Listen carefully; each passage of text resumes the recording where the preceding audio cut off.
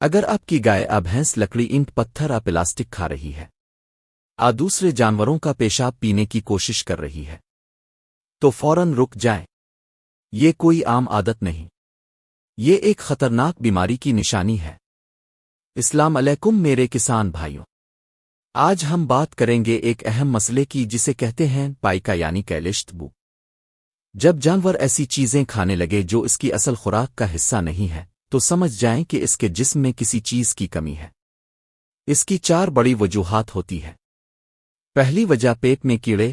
اگر جانور کے پیٹ میں کیڑے ہوں تو وہ الٹی سیدھی چیزیں کھانے لگتا ہے، اس لیے اپنے جانور کی باقاعدہ ڈی وارمنگ لازمی کروائیں۔ دوسری وجہ فاسفورس کی کمی۔ جب جسم میں فاسفورس کم ہو جائے تو یہ مسئلہ پیدا ہوتا ہے، اس لیے جانور کو فاسفورس سے بھرپور خوراک دیں جیسے دانہ اور کھل، اور روزانہ تقریباً 50 گرام منرل مکسچر شامل کریں۔ تیسری وجہ نمک یعنی سوڈیم کی کمی۔ اس کمی کی وجہ سے جانور پیشاب پینے اور عجیب چیزیں کھانے لگتا ہے، اس لیے روزانہ 25 سے 50 گرام عام نمک خوراک میں شامل کریں۔ چوتھی وجہ فائبر کی کمی۔ اگر خوراک میں فائبر کم ہو تو ہاضمہ خراب ہو جاتا ہے، اس لیے اپنے جانور کو اچھا خشک بھوسا اور ہرا چارہ ضرور دیں۔